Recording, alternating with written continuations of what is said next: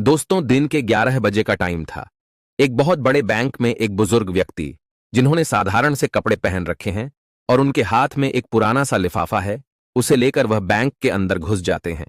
लेकिन जैसे ही वह बुजुर्ग व्यक्ति उस बैंक के अंदर घुसे थे, तो वहां पर जितने भी कस्टमर थे और जितने भी बैंक के कर्मचारी थे, वह अजीब निगाहों से उस बुजुर्ग व्यक्ति की तरफ देखने लगते हैं।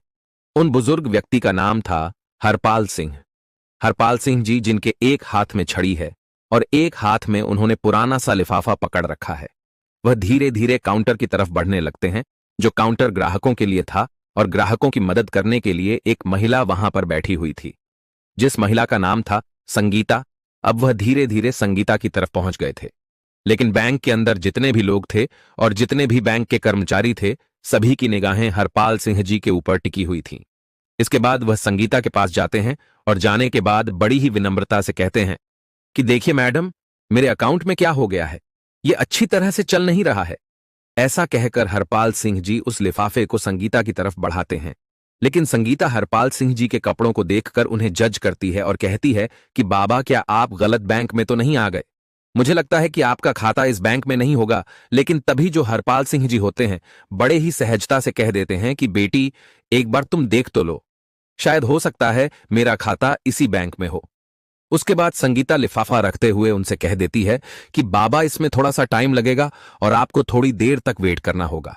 ऐसा कहकर संगीता और बैंक में मौजूद अन्य लोगों का काम करने लगती है और हरपाल सिंह जी वहीं पर खड़ा होकर वेट करने लगते हैं। थोड़ी देर तक वह वेट करते हैं और वेट करने के बाद दोबारा से कहने लगते हैं कि बेटी, अगर तुम थोड़ा बिजी हो तो तुम मैनेजर को फोन कर दो। दरअसल मुझे उससे भी कुछ काम है, तो मैं उनसे कुछ बात कर लेता हूं। इसके बाद संगीता ना चाहते हुए भी अपना फोन उठाती है और फोन उठाकर मैनेजर के केबिन का नंबर डायल कर देती है। उसने फोन किया था। फोन करने के बाद मैनेजर को बता दिया था कि एक बुजुर्ग व्यक्ति आपसे मिलना चाहते हैं। आप कहो तो मैं उनको वहां पर भेज देती हूं। इसके बाद जो मैनेजर होता है, वहीं से हरपाल सिंह जी को देखने लगता है। हरपाल सिंह जी बड़े ही साधारण दिखाई दे रहे थे। तो तभी मैनेजर फोन पर संगीता से पूछने लगता है कि क्या यह हमारे बैंक का कस्टमर है या फिर ऐसे ही कुछ मुंह उठाकर चला आया है। तो वह कहती है कि सर, यह बात तो मुझे नहीं पता है, लेकिन यह आपसे मिलने की बात कर रहे हैं। तो उसके बाद मैनेजर कह देता है कि ऐसे लोगों के लिए मेरे पास टाइम नहीं है, तुम ऐसा करो, इन्हें बिठा दो और थोड़ी देर बैठकर यहां से चले जाएंगे। ऐसा कहकर संगीता को आदेश मिल गया था बैंक मैनेजर की तरफ से, और संगीता हरपाल सिंह जी को वहां पर वेटिंग एरिया में बैठा देती है। कहती है कि बाबा, आप वहां पर बैठ जाओ, थोड़ी देर में मैनेजर साहब फ्री हो जाएंगे और उसके बाद आपसे मिल लेंगे। इसके बाद हरपाल सिंह जी वहां से टहलते हुए वेटिंग एरिया की तरफ चले जाते हैं और वहां पर कोने में रखी हुई एक चेयर पर जाकर बैठ जाते हैं। सभी लोग अभी तक भी हरपाल सिंह जी की तरफ देख रहे थे, क्योंकि वहां पर जितने भी कस्टमर आया करते, वह अच्छे खासे सूट बूट में आया करते। लेकिन हरपाल सिंह जी ने साधारण से कपड़े पहन रखे थे और देखने से लग भी नहीं रहा था कि इनका अकाउंट इस बैंक में होगा, क्योंकि उस बैंक के अंदर काफी अमीर लोगों के अकाउंट रहा करते थे और यहां पर हरपाल सिंह जी का अकाउंट होने का कोई सवाल ही पैदा नहीं हो रहा था। इसी वजह से हरपाल सिंह जी आकर्षण का केंद्र बन गए थे और सभी लोग उनकी तरफ घूर घूर कर देखे जा रहे थे और तरह तरह की बातें उनके बारे में बना रहे थे। यह बातें हरपाल सिंह जी को भी सुनाई देती हैं, लेकिन वह इन सभी चीजों को इग्नोर करते हैं और अपना नंबर आने का वेट करते रहते हैं। वह सोचते हैं कि थोड़ी देर में मैनेजर आएगा और उससे मैं बात कर लूंगा। इस बैंक के अंदर एक और व्यक्ति छोटी पोस्ट पर काम किया करता था, जिसका नाम था पवन। पवन अभी बाहर गया हुआ था और जैसे ही वह बैंक के अंदर आता है, तो वह देखता है कि एक बुजुर्ग व्यक्ति जो कि वेटिंग एरिया में बैठा हुआ है, उसकी तरफ सभी लोग देख रहे हैं और उसके बारे में तरह तरह की बातें कर रहे हैं। कोई उसे भिखमंगा कह रहा है और कोई कह रहा है कि इस बैंक के अंदर तो इसका अकाउंट हो ही नहीं सकता और यह यहां पर कैसे आ गया, ऐसे लोगों को इन लोगों ने क्यों बैठा रखा है। इस तरह की बातें उसके बारे में चल रही थीं और ये सभी बातें पवन भी सुन लेता है। तो उसके बाद पवन सीधा हरपाल सिंह जी के पास जाता है और वहां पर जाकर बड़े आदर भाव से उनसे पूछने लगता है कि बाबा, आप यहां पर क्यों आए हो और क्या काम है आपको। क्योंकि पवन को यह सब कुछ बड़ा ही बुरा लगता है। वह बुजुर्ग व्यक्ति की हालत को देखकर थोड़ा सा परेशान हो जाता है और इसी वजह से वह उससे पूछने के लिए गया था। वहां पर जाने के बाद वह बुजुर्ग व्यक्ति पवन को बता देता है कि मुझे मैनेजर से मिलना है और उससे मुझे कुछ काम है। इस बात को सुनकर पवन उनसे कहता है कि ठीक है बाबा, आप थोड़ी देर यहां पर वेट करो और मैं अभी मैनेजर से बात करके आता हूं। इसके बाद पवन मैनेजर के केबिन में जाता है और उन्हें उस बुजुर्ग व्यक्ति के बारे में बता देता है। लेकिन मैनेजर पहले से ही उस बुजुर्ग व्यक्ति के बारे में जानता था और कहने लगता है कि पता है मुझे, मैंने ही उसे वहां पर बिठा रखा है। थोड़ी देर वहां पर बैठेगा और बैठने के बाद वहां से चला जाएगा। इसके बाद मैनेजर पवन को और कोई काम बता देता है और कहता है कि तुम फलाना काम कर लो और तुम्हें इस चीज से कोई भी मतलब नहीं है। अब पवन दूसरे काम में लग जाता है और धीरे धीरे उस बुजुर्ग व्यक्ति को वहां पर बैठे हुए लगभग 1 घंटा हो गया था। 1 घंटे तक बुजुर्ग व्यक्ति अपना धैर्य रखता है, लेकिन उसके बाद उसे यह बात सहन नहीं होती। वह खड़ा होता है और खड़ा होने के बाद मैनेजर के केबिन की तरफ बढ़ने लगता है। अब जैसे ही वह मैनेजर के केबिन की तरफ बढ़ता है तो मैनेजर देखता है कि वह बुजुर्ग व्यक्ति उसके पास ही आ रहा है। तो वह फौरन से अपने केबिन से बाहर निकलता है और निकलने के बाद उस बुजुर्ग व्यक्ति के सामने खड़ा हो जाता है और थिरकते हुए पूछने लगता है कि हाँ बाबा, बताइए आपको क्या काम है। तो हरपाल सिंह जी अपना लिफाफा आगे की तरफ बढ़ाते हुए कहने लगते हैं कि बेटा यह देखो, मेरा बैंक अकाउंट की डिटेल इसके अंदर है और मेरे बैंक अकाउंट से कोई भी लेन देन नहीं हो पा रही है। आप देखकर यह बताइए कि इसमें क्या दिक्कत है। अब इस बात को सुनकर मैनेजर थोड़ी देर तक सोच विचार करता है और सोच विचार करने के बाद कह देता है कि बाबा, जब किसी बैंक अकाउंट में पैसे नहीं रहा करते तो ऐसा ही हो जाता है। मेरे ख्याल से आपने भी अपने अकाउंट में पैसे जमा नहीं करवाए होंगे और इसी वजह से आपके अकाउंट की लेन देन रोक दी गई है। इसके बाद जो बुजुर्ग व्यक्ति होते हैं वह बड़े ही विनम्र भाव से कहने लगते हैं कि बेटा, पहले तुम एक बार अकाउंट को चेक तो कर लो, उसके बाद ही कुछ मुझे बताओ तो ही अच्छा रहेगा। इस तरह से तुम कैसे बता सकते हो। तो मैनेजर हंसने लगता है और हंसते हुए कह देता है कि बाबा, यह सालों का एक्सपीरियंस है और सालों से मैंने यही काम किया है। आप जैसे लोगों की शक्ल को देखकर मैं बता देता हूं कि कौन व्यक्ति किस तरह का है, किसने अपने अकाउंट में कितना पैसा जमा किया होगा। तो आपके अकाउंट में तो मुझे कुछ भी दिखाई नहीं दे रहा और मैं चाहता हूं कि अब आप यहां से चले जाओ। सभी कस्टमर आपकी तरफ देख रहे हैं और बैंक के अंदर एक अलग तरह का माहौल क्रिएट हो रहा है। इसके बाद हरपाल सिंह जी उस लिफाफे को उसकी टेबल पर रखते हैं और कहते हैं कि ठीक है बेटा, मैं तो चला जाऊंगा, लेकिन तुम इस लिफाफे में जो भी डिटेल लिखी हुई है उनको एक बार जरूर से देख लेना। ऐसा कहकर हरपाल सिंह जी वहां से जाने लगते हैं और जाते जाते जैसे ही वह गेट पर पहुंचते हैं तो फौरन मुड़कर कहते हैं कि बेटा, तुम्हें यह सब कुछ करने का बहुत बुरा नतीजा भुगतना पड़ेगा। ऐसा कहकर हरपाल सिंह जी वहां से बैंक के मेन गेट से बाहर निकल गए थे और टहलते टहलते वहां से चले जाते हैं। इसके बाद जब मैनेजर को यह बात सुनाई देती है कि तुम्हें बहुत कुछ भुगतना पड़ेगा तो थोड़ा सा डर तो उसे लगता है, लेकिन फिर वह सोचता है कि बुढ़ापे में ऐसे ही कह दिया होगा, कोई भी कैसी भी दिक्कत नहीं है। मैनेजर अपने काम धंधे को करने के लिए चला जाता है। इधर टेबल पर वह लिफाफा पड़ा हुआ था जिस लिफाफे के अंदर बुजुर्ग व्यक्ति के बैंक अकाउंट की डिटेल थी। इसके बाद जो पवन होता है वहां से उस लिफाफे को उठा लेता है और अपने कंप्यूटर के सर्वर में लॉग इन करके उस लिफाफे के अंदर दी गई जानकारी के हिसाब से ढूंढने लगता है। ढूंढने के बाद जब पुराना रिकॉर्ड खंगाला जाता है तो उसे पता चलता है कि यह जो व्यक्ति यहां पर आया था यह इस बैंक का एक तरह से मालिक ही है, क्योंकि इस बैंक के 60% शेयर इसके पास ही है।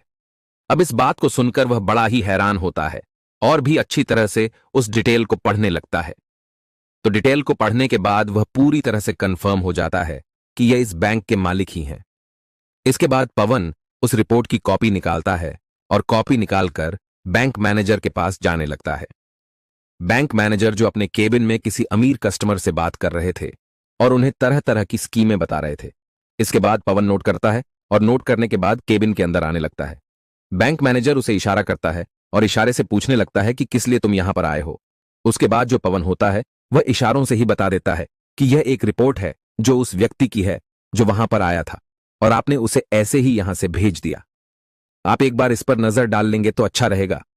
ऐसा कहकर पवन ने वह रिपोर्ट मैनेजर साहब की टेबल पर रख दी थी, लेकिन तभी जो मैनेजर साहब होते हैं अपने उस क्लाइंट से थोड़ी देर के लिए एक्सक्यूज लेते हैं और कहते हैं कि देखो भाई पवन, हमारे पास ऐसे वैसे लोगों के लिए टाइम नहीं है। इसके बाद पवन बड़े आदर भाव से मैनेजर साहब से कहने लगता है कि अगर आप इसको एक बार देख ले तो बड़ा ही अच्छा रहेगा। लेकिन जो मैनेजर है वह उस रिपोर्ट को आगे की तरफ सरकाते हुए कहता है कि मुझे इसको नहीं देखना और मुझे ऐसे कस्टमर में कोई भी दिलचस्पी नहीं है। ऐसा कहकर उसने रिपोर्ट को पवन की तरफ बढ़ा दिया था और पवन उस रिपोर्ट को वहां से लेकर अपने काम धंधे में लग जाता है। बैंक के अंदर का माहौल अब शांत हो गया था। सभी लोग अपने काम धंधे में लग गए थे और धीरे धीरे शाम हो जाती है उसके बाद दूसरे दिन उसी टाइम पर, जिस टाइम पर हरपाल सिंह जी आए थे, उसी टाइम पर फिर से आते हैं। लेकिन आज उनके साथ एक सूट बूट वाला व्यक्ति था, जिसके हाथ में एक ब्रीफकेस भी था। और अंदर आने के बाद वहां पर सभी लोगों का अटेंशन अपनी तरफ खींचते हैं। इसके बाद में मैनेजर को अपनी तरफ आने का इशारा करते हैं, तो मैनेजर भी डरते हुए अपने केबिन से निकलकर हरपाल सिंह जी के सामने आकर खड़ा हो गया था।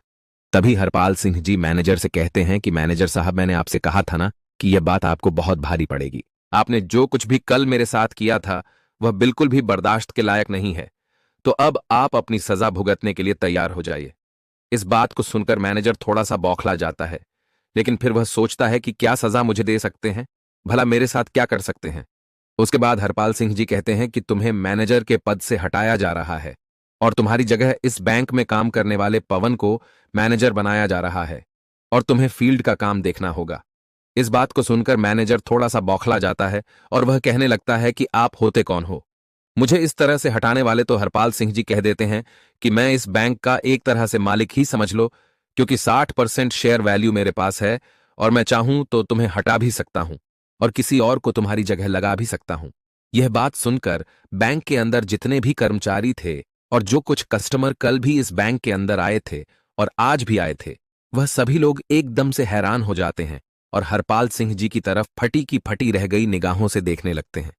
इसके बाद वह व्यक्ति जो हरपाल सिंह जी के साथ आया था, वह अपने उस सूटकेस को खोलता है और खोलने के बाद उसमें से एक डॉक्यूमेंट निकालता है जो कि पवन की प्रमोशन का था। उसे एक बैंक मैनेजर बना दिया गया था।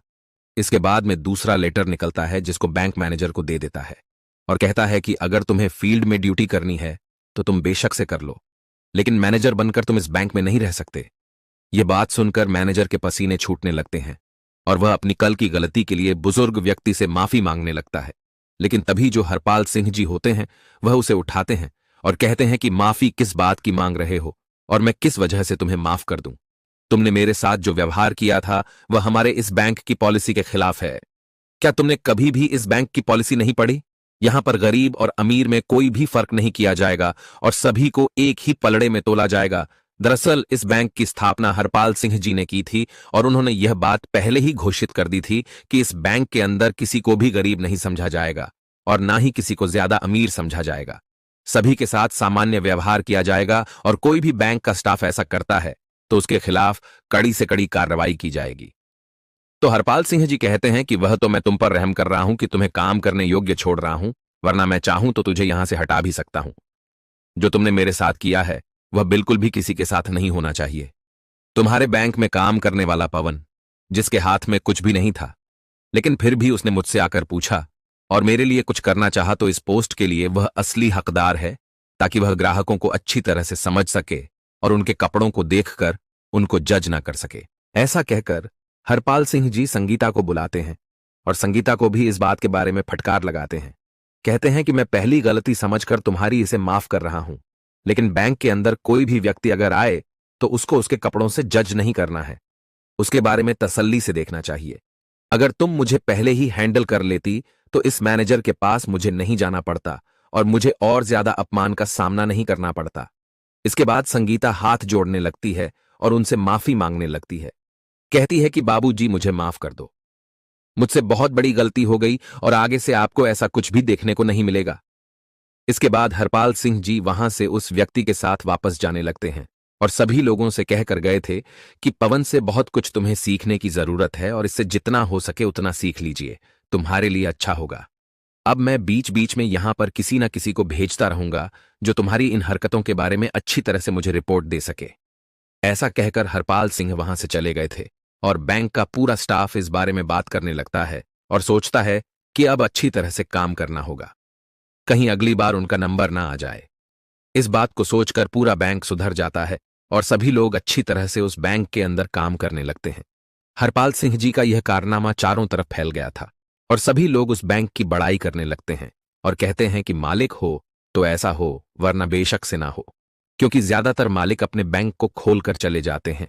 फिर चाहे पीछे से मैनेजर किस तरह का काम करें या पीछे से कोई भी कर्मचारी कैसा भी काम करें, उन्हें इस चीज से कोई भी मतलब नहीं होता है। लेकिन हरपाल सिंह जी ने अपने ऑनर होने का पूरा कर्तव्य निभाया और उस बैंक के कर्मचारियों को अच्छा सा सबक सिखाया। आप क्या कहना चाहते हो? हरपाल सिंह जी के बारे में आप क्या कहना चाहते हो? पवन के बारे में आपकी जो भी राय कमेंट बॉक्स में लिख सकते हो, लोगों के साथ शेयर कर सकते हो। वीडियो अगर अच्छी लगी तो वीडियो को लाइक और चैनल को सब्सक्राइब जरूर करें, ताकि हमें थोड़ा सा हौसला मिले। आप लोगों के लिए ऐसे ही अच्छे अच्छे वीडियो बनाने के लिए इन कहानियों को सुनाने का उद्देश्य किसी को परेशान करना बिल्कुल भी नहीं है। यह कहानी आपको इसलिए सुनाई जाती है ताकि आप लोग इन कहानियों में से कुछ ना कुछ सीख सको और अपने जीवन में उस चीज को अप्लाई कर सको। मिलते हैं किसी अगली वीडियो में नए टॉपिक के साथ। तब तक के लिए जय हिंद,